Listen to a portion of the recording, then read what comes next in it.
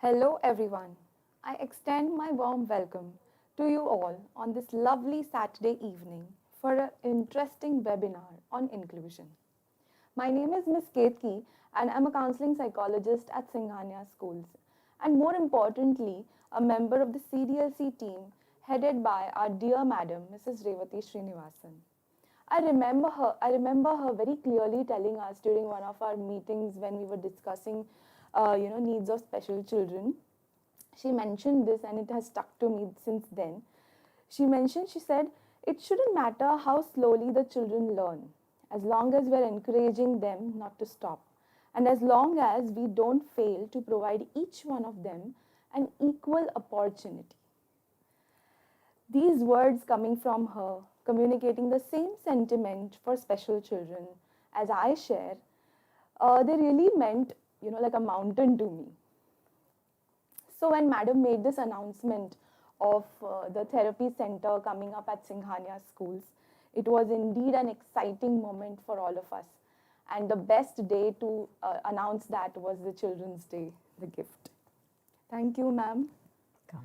Now, before we go ahead to understand the details about how this therapy center is going to work and what all should everybody is going to be expecting from it, we need to understand the members who are going to be very instrumental in forming them. So along with Revati ma'am, we have two important guests today. We have with us Mr. Himanshu and Dr. Manjari. Ma'am, could you please tell us something about yourself? Sure. Hello everyone, I'm Dr. Manjari.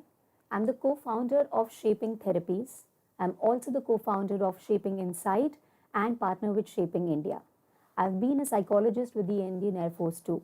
I've been practicing for the past 18 to 20 years in the field of psychology and psychotherapy.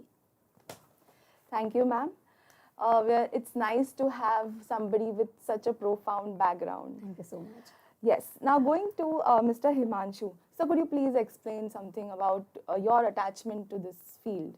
Yeah, it all started like 10 years back. So as a founder of Shaping India, then Shaping Insight and Shaping Therapies, it has been a long journey all throughout. We have been dealing with children, teachers and principals. When we were at schools, we realized that there have been certain section of children who requires a special attention and therapies means a lot to them. So having said that, as a founder of Shaping India, Shaping Insight and Shaping Therapies, our intention is to get the best of the therapies in the school, possibly during the school hours. Well, thank you so much. I'd like to begin with asking ma'am. Ma'am, we at Singhania schools are very aware, all of us are aware about your constant need to experiment, to innovate, with the educational pedagogies that go around. Not only with the curriculum, but all the areas that deal with children. But please help us understand, how did you visualize this or conceptualize this, little baby, which I can say. And also, if, especially because it's COVID times, there are so many challenges that the schools are facing in terms of administration. I think on the one side, there's innovations in the pedagogies, but on the other side, we'll have to think about children who may need our special attention.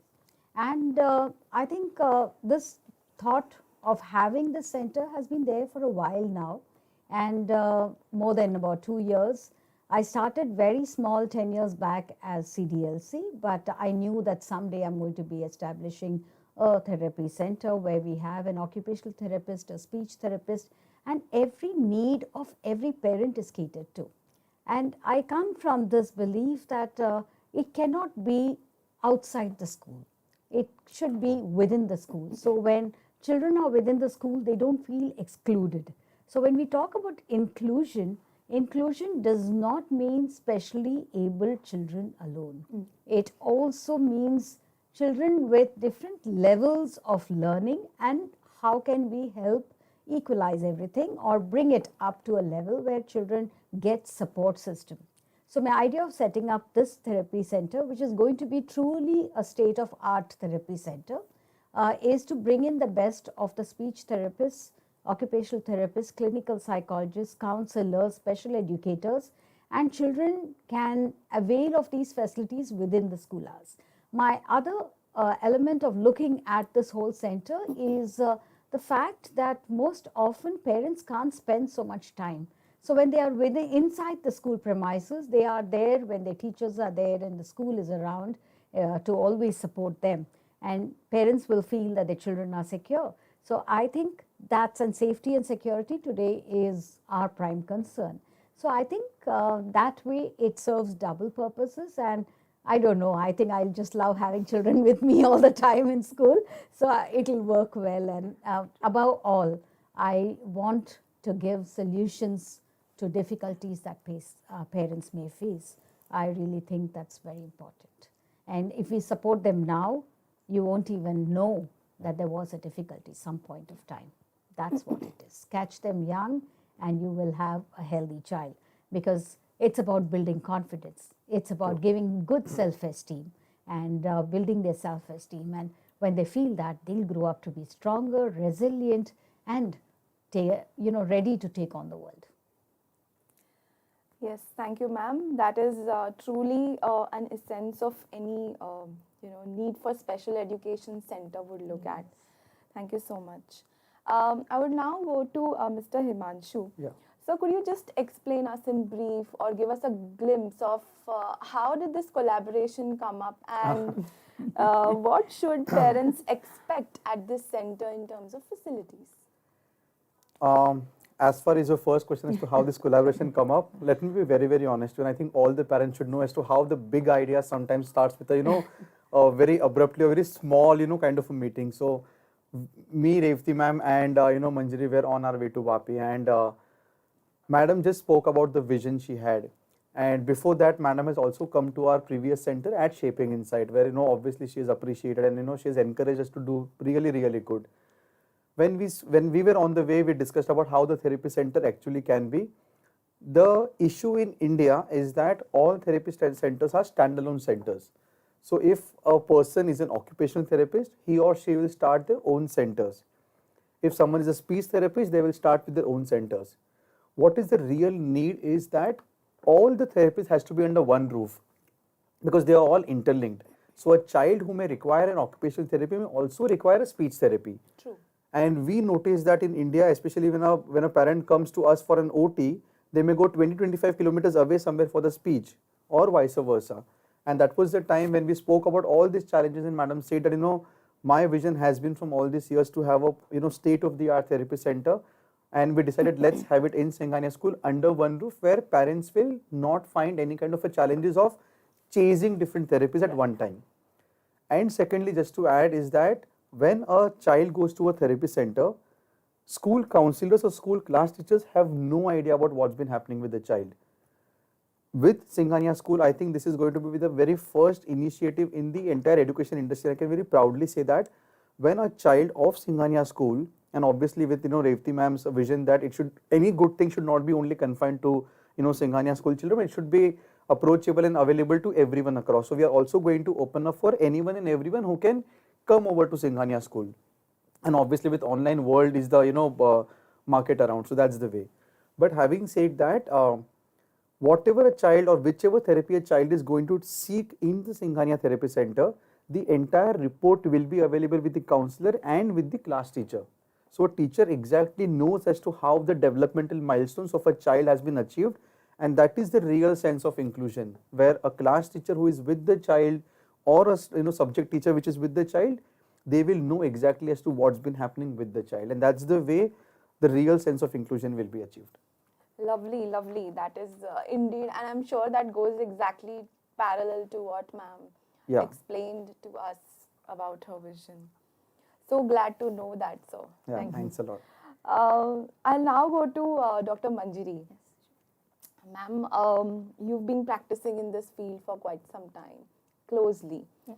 And how do you see the status of acceptance of children with special needs? Can you call us an inclusive society? Yes, yes, I'd love to throw a little light on that. So, to begin with, what we see as there are three set of parents with children with special needs or any kind of assistance that children require. One set of parents who think that there is something amiss in the child or the child requires some kind of help, but don't know where to go to and don't know when to start. That is one set of parents, and then they keep thinking and the procrastination starts, and the early years are wasted or ignored as such. The second set of parents is where the parents have been advised either by the school counselor or by pediatricians or doctors, or they themselves find that we should go to some therapy center, and that's how the process starts. But as Himanshu rightly mentioned, these are stand-alone therapy centers.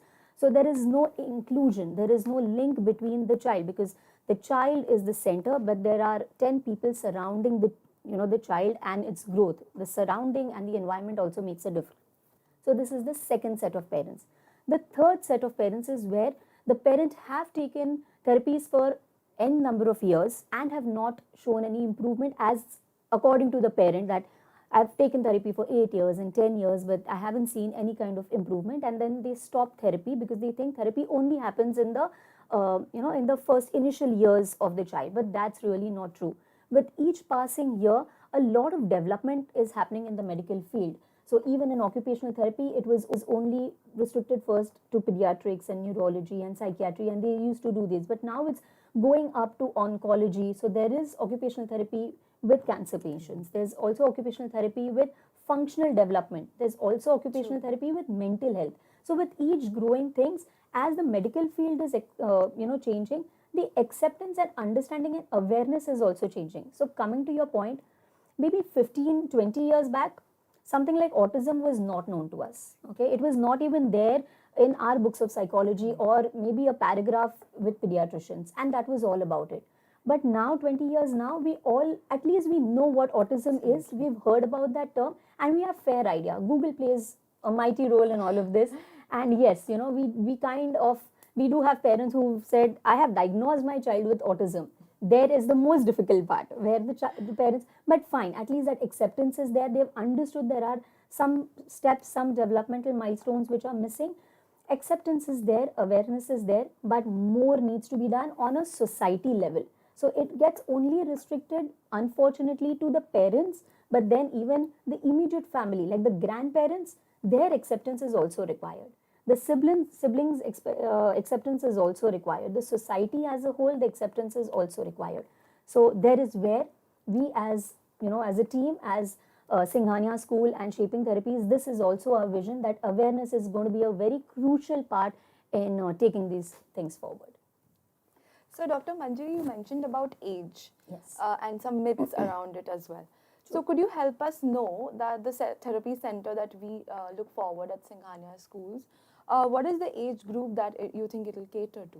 So when it comes to the school children, very rightly said, from 5 years of age or maybe younger than that, to as good as 18 years, because it's not, as ma'am mentioned, it's not only occupational therapy and speech therapy. It is also psychological counseling and behavioral counseling and ABA and ABT. So there is no age limit. We are going to cater to infants as young as 1 month old to adults as old as 80 years old. So there is also physiotherapy. There's going to be all facilities that are going to be available under one roof. So that's the best part of it, that there is no age limit and there is no criteria who can come and who cannot come. So any individual with any kind of intellectual disability, cognitive disability, physical disability, emotional disability can avail the facilities. Oh, that's lovely. So I think we are actually, catering to the humanity at Absolutely. large. And I think that's the ethos Yes. of everybody sitting here. So, Mr. Himanshu, just emphasizing more on the center and what parents should expect. What do you think is going to be the USP? The USP of Shaping Therapies and Singhania School Center is going to be that everything is going to be under one roof. That is one. Secondly, the USP is going to be whether it's a Singhania school child or any other school child who comes to us, the entire process, the entire documentation and the entire way as to how therapies are perceived and been executed in India is the real USP. So we have been doing this from last 5 years now at our Mulund Center.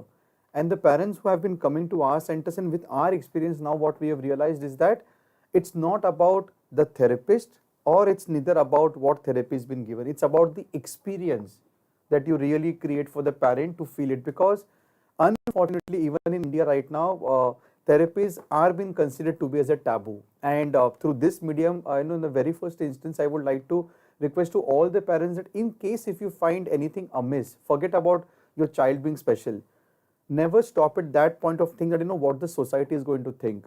Obviously, when the children are going to come to us, the amount of discreetness that we are going to maintain is obviously going to be there. But at the same time, going for the therapist at the right time and giving the child the right atmosphere at the therapy center is very, very important. So not thinking about being a taboo or what the society will think is something very different. And I think all the parents should understand this very, very clearly, that once you start at the right time, as Revati ma'am rightly pointed, catch them young, things are going to be in place. About the USP, the best thing also is going to be that, especially for the Singhania students, it is going to be during the school hours.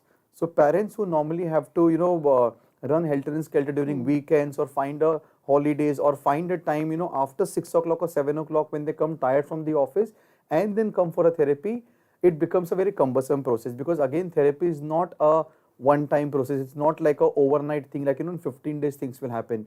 At times a therapy, minimum time it requires is 4 to 6 months, and at times it can go for years, because let's understand as to what exactly can, therapy help. Therapy may not be able to cure autism. Therapies always help parents and the society to handle people with special needs, and that's the reason why the USPs has to be in such a way that we do a occupational therapy in a different way, or we have a space. So I'm not even mentioning right now, but thanks to Revati ma'am, again a different USP is that normally the therapy centers are, if I can put it in a very common language, like a pigeonhole. It's hardly like 10 feet by 10 feet a center. The center that we have, occupational therapy, it's going to be almost more than 3,000 square feet of space. That space is the real USP, because a child needs to vent out a hyperactivity, and for that you require a space. So apart from being in the school, the safety is going to be completely taken care of, because there are n number of people around to look after the child. At the same time, it is going to be in the school hours. Probably we may do it also during the school hours, and the USP is the space and the process that we take it in. Okay, lovely. That's really, really nice. I'm sure that is going to take away a lot of burden off the parents of commuting here and there and everywhere. Exactly. And the baggage and the stress that comes along with So if I may just add into it, as we always say, and also what Revati madam also said, that obviously it's a therapy center for a child or anyone who requires a therapy, but this is going to be a family and a parent centric therapy center. We always believe if a family and a parent is at ease, child will always have a very positive experience of taking a therapy, because when a child grows to 17 years, 18 years and becomes cognitively matured, we see a day maybe 15 years down the line, they will come and thank and say, because of this therapy center and because of this approach, I can find a big difference in my life. True, true. So I will just come from the parent perspective, Yes, what you please. said. Ma'am, you have been looking at and meeting several parents, yes, and parents of all kinds, right? So, how do you think we should, even for that matter myself at school or any stakeholder in a child's life, should have that motivation to tell the parent that, look, it's not a taboo, it's going to help. So I'm sure you face a lot of challenge on that part, because acceptance just doesn't come like that. I think it's very natural. The first thing that I think any school leader or any teacher, educator must think about is, what is the parent going through? That's point one. And also understand what is the child going through. Because how is a child accepted inside the classroom? That also adds on to the stress levels of parents. So sometimes you do have parents who are able to accept it. There are parents who go into denial, but there are also parents who say that I don't want any facility because I don't want my child to be branded. Now, I think as a principal, one must know every child. For example, our Child Development Learning Center, Ketki, you are very well aware. Yeah. I practically know every case, every student. I know what kind of therapy we are giving the children, and I have tried to take the parents into confidence at every point of time. and trying to be there in the meeting so that the parent knows that yes, the school as a whole will be helping out the child. At times, when we do have to train teachers, we are doing that training as well, because educators, parents, and the school has to be on the same platform. Yeah, right. But at the same time, sometimes I would never say that parents are not able to accept. I think it's also important for the school counseling team to be able to explain to the parents that this is not a disease, this is not something wrong, okay? And right now, because there's so much of awareness, we all know about it. Otherwise, perhaps a few years back, 25 years back, no one even knew what special needs were. We just said, he doesn't know maths, he can't do numbers. So we never thought of dyslexia, dyscalculia the way we are seeing it now. I want to leave a message with all of you that parents, if you're having children who are having a little bit of behavioral problems, don't ever think that it's not possible to find a solution to it. We need to come to the right people to get solutions. So you have counselors for that, and reach across. Any kind of a difficulty that one faces, we need to talk. For example, if there are academic difficulties, you have to go to the subject teacher concerned and ask, where is the problem with my child? Why is it that my child is not able to do these sums or problems? So I think that's what we have to do. So just like we do it with academics, it's also important to do with the mental strength and energy of children and the mental abilities of children. So that's what I'd like to say. Ultimately, we want the child to be calm. We want the child to be able to accept its emotions, and we want every child to feel good within, because when that comes in, it reflects outside. So the personality problems that we may see by the way of the displays in their personality, that you will never see. So I think it's fine. And I think what is really very important is accept your child as he or she is. I think that's what really makes the difference. And when we do that, I think as parents, you will evolve, you will understand everything. And I've always felt that my counselors, I have 6 of them who have worked very hard individually with children, providing special education wherever needed. We've called parents for occupational therapy after school hours. So I realized that that wasn't working after school hours. So that's the reason why I'm now putting it within the school hours. So that way I'm also evolving. So that's the learning that I have, that children don't want to be known to be going to a center. So let's do it within school hours. That's how it is. Right. Thank you, ma'am. Just talking about a little more about the CDLC at school, ma'am is the constant support, for all of us. So even during this testing times and troubling times when the school had to go online, things were difficult, we had to learn a new thing, etc. So even during that times, we have made sure that we provide, counseling, special education services, even the special PTCs, or we arranged a lot of competitions, debates, panel discussions. Even our students of higher grades, they came up with some innovative stuff, in terms of preparing awareness videos. So I'm sure, at Singhania School, I'm not only saying about Singhania School, but generally we have students who are really, really hungry for innovation and learning. And I think this platform is going to take off the burden of, the differences that they see among themselves. Yes. So I think we'll end up getting them closer. True. Right. So with that, I'd like to ask Dr. Manjari one more time. Ma'am, could you give us the benefits, like in specific, about this, the ecosystem that will revolve around the school with the Correct. therapy center? Yeah. So, as you rightly said, that how it's going to help that particular child, and the main focus one of doing it in school is, one, the convenience of the parents.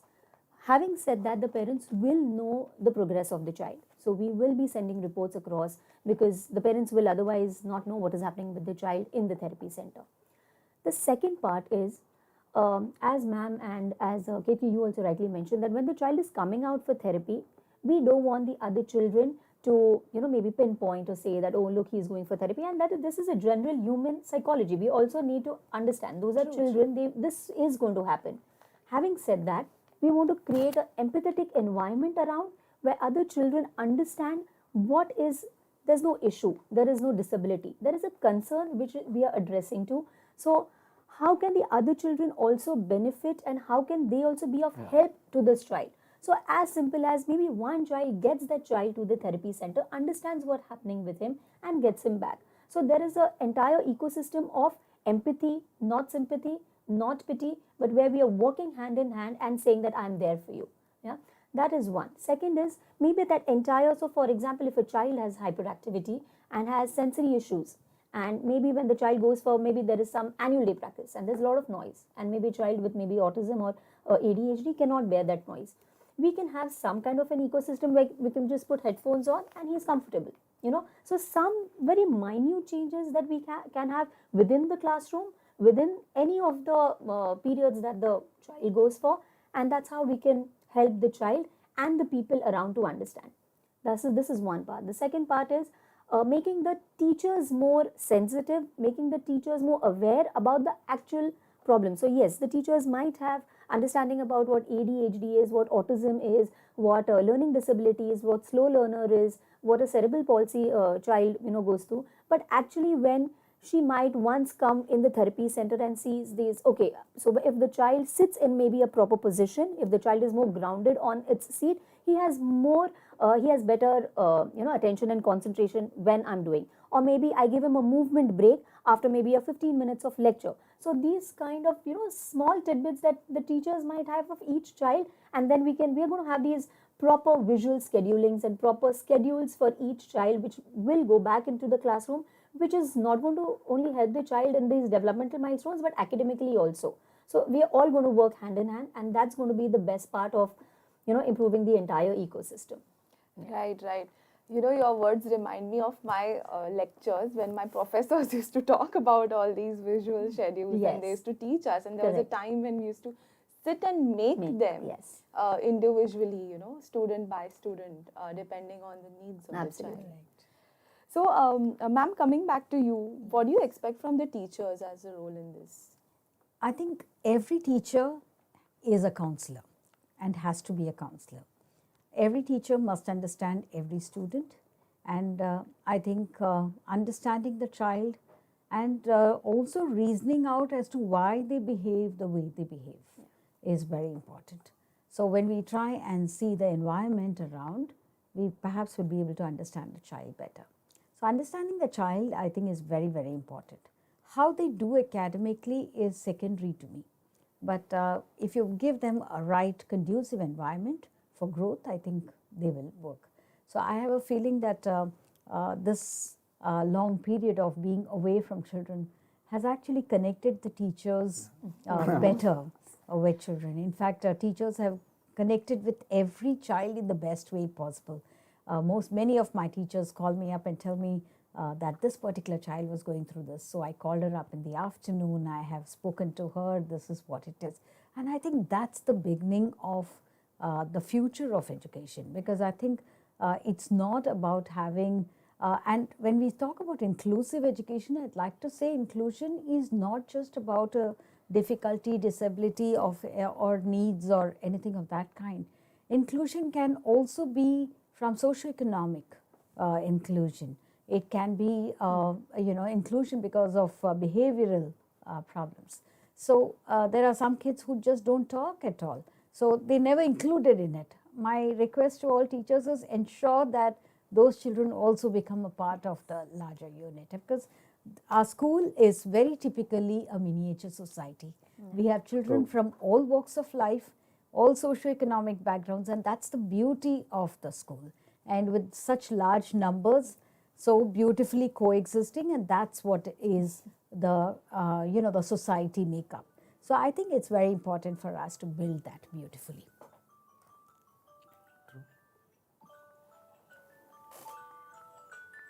But I'm sure that this center will also have very special infrastructure. Correct. Can you just throw some light on that? So, in terms of infrastructure, the first and the foremost thing is space, which in India, unfortunately, it's not that we don't have it, we don't see the importance of it. Occupational therapy center requires space. Any center, so the prima facie is that the space is not around, therapy will not work because that's the real essence of the ecosystem. Correct. So first that how this therapy center and the infrastructure it is going to be different is space. Second is the height. Any therapy center normally where they have this kind of the swings and the vestibular Yeah, things that we require, the extensions that we require needs to have at least 10 to 12 feet of clear height. All these parameters have been met in the place that we have decided to open up a center within the Singhania school. So first is space, second is the height. Third, in terms of infrastructure, is that you require a good daylight coming in naturally. Believe me, parents, when you're going to see the center, you are going to feel wow because it is going to be like any other typical centers that parents normally aspire that I should get my child to go to this kind of a therapy center. The kind of daylight and the kind of greenery around the therapy center also works good. So again, as I had previously also told that it's not about the therapist, it's not about the therapy child, it's about the process in the system around which makes or breaks the entire thing. So space, height, the natural sunlight, and plus now the infrastructure. So the infrastructure elements that we have got, apart from India, we have personally been there and we have imported that from from Singapore or maybe from Hong Kong. This kind of infrastructure is something what you require because it's not that one size fits all. So the infrastructure is going to be in such a way that it's going to be customized as per the child's needs. So maybe one or two things are going to be common for every single child, but apart from that, in terms of infrastructure, whatever a child really decides or needs is going to be different. So for example, a kind of a ball pool. A ball pool that is being required for a ADHD child is maybe different than what a ball pool size may be required for an autism kid will be different. So this is the real essence of infrastructure, that everything has been customized as per the need of the child, not something which has been brought and settled over there and then been taken forward into it. Infrastructure is going to be for the occupational therapy, for the speech therapy which requires a full size mirror and various elements into it, aqua therapy, snoozelen therapy, animal assisted therapy, and apart from that the infrastructure is going to be world class in terms of remedial education and for the psychological counseling. Oh, fantastic. That's lovely. Since we are live and we have a lot of audience over there on the virtual platform, can you tell us? I'm just taking a few questions Please, yeah. from there. So feel free, any of you, to please take up the question.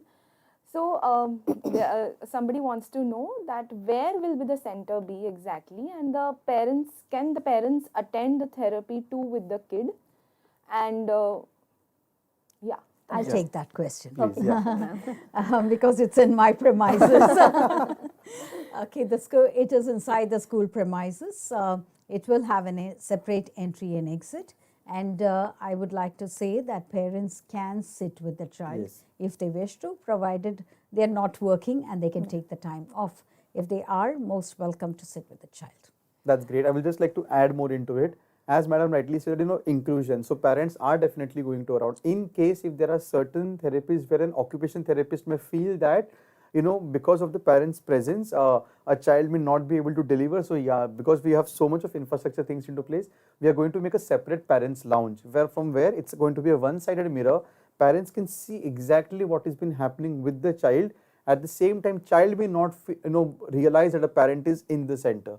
So that's the beauty, that parents are going to be around, they're going to witness the entire therapy, hear what exactly happens. At the same time, they can be, as Madam rightly mentioned, in the therapy.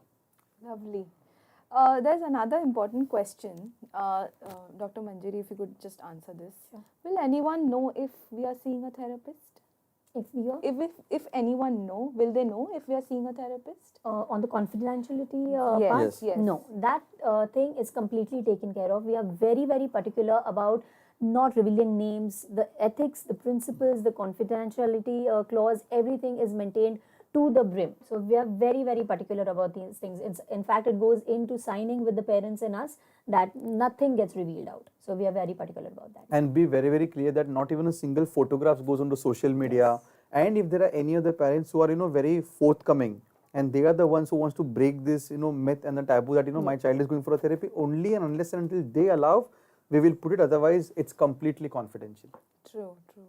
That's nice. That's nice to know, because I'm sure we have a lot of teenage students Yes. also, True. and they are very. That's a stage where there is identity and Absolutely. identity crisis, and society is the most important part of your life. The peer group is the Correct. most important part, and how I stand, or if I'm seeing a therapist and how they look at me, perceive me, these are the True. questions that go on in their mind. Yeah. That even cause another baggage of stress Correct. apart from this general ongoing issue. True. So But KK, I just yeah. wanted to add in. Having said that, we still want to focus about the awareness part because we want to remove this taboo. True, Going true. to a therapist, seeing a counselor is as good as going to a physician and taking a medicine for any of your ailments. It's a mental condition. We all work through our minds, and it can happen to anyone, and we all Yes. go through it. So it's absolutely fine to go and so a therapist is as good as a friend whom you're going and talking to. It's just that this person gives a third perspective to the entire angle, gives a different approach which you may have never even thought about. So that is where a therapist comes. It's just that we've made this like a big brouhaha about I'm going to a counselor, I'm going to a therapist. No, it's nothing like that. Let's break this taboo as much as possible. And yes, but still, if confidentiality is, if that is the question, we definitely keep that. Right, right. Thank you. So again, an interesting question: is the online version of the therapy possible? Yes. And also, when will the actual functioning of the therapy center start? Okay. So, the very first thing is that when we thought about opening up a therapy center within the school, and having said that when there is a large quantum of children within Singhania school, right from day one, ma'am was very, very clear that if there is anything good, now apart from my children, along with my children, in fact, I want to give it to the world around. So definitely yes, the priority will be given to the children from Singhania school during the school hours, but we are going to have both online as well as the offline mode. So just to all the parents who have been listening right now, from this coming Monday, which is 23rd, Yes. we are going to meet now parents one-to-one. So after this session or during this session, if possible, I will give you the mobile number on which you can call us up and seek an appointment. We are going to now meet each and every parent who has a concern, and we are going to assess or evaluate a child, and depending upon the availability of the parent, if the session has to start offline, then the session will start offline. If online can happen with the child, we are also going to have an online thing. So the online and offline both are going to start from day after tomorrow, which is 23rd of November 2020. That's lovely. Thank you so much. Ma'am, I just want to ask you about your thoughts as to see, there's a child who has entered the therapy center, who has taken all the benefits, and thankfully, there we see a lot of changes. So, what do you expect towards the end of, what is your output that you expect from this venture? Now, I think what I'm looking at is the child is able to find his strengths, and I would want the parents to be stress free. That's my dream. And at the end of that whole process, Singhania School has helped out and reached out to every child. I think that's the best that I can say. So, thank you, ma'am. With this, I come towards the end of this discussion, which was a very, very fruitful one. I guess there are so many questions in the minds of the parents that we have answered and we've tried to answer. And I think we see this therapy center as the dream which ma'am saw. Yeah. And coming to reality, and I hope it helps the students at large, not only in Singhania School, but generally as humanity, like we Yes. said.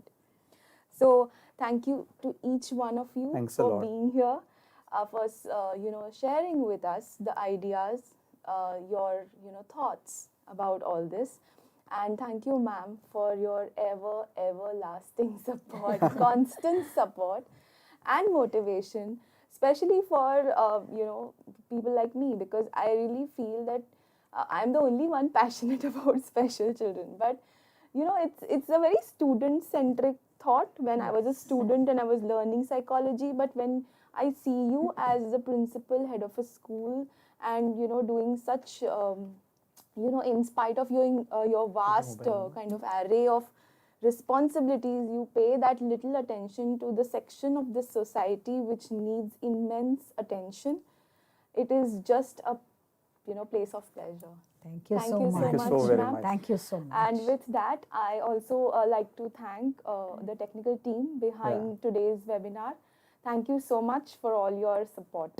Ketki, would you like to give the mobile number? Can we give the mobile number? Yeah, sure.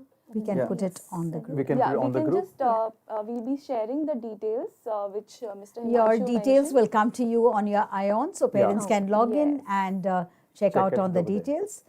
That would be the easiest way rather than dictating it out over here. And I would also like to say that it is our dream to make this world a beautiful place. And I just want parents to just open up, and in case you need any help, you can always approach us, and we at school will reach out to you. Thank you very much. Thank you so Thank much. you. Thank Thanks a you. lot, Ketki. Thank you. Thank you, you. Ketki. Thank you, ma'am. Thank you, Thank everyone. you.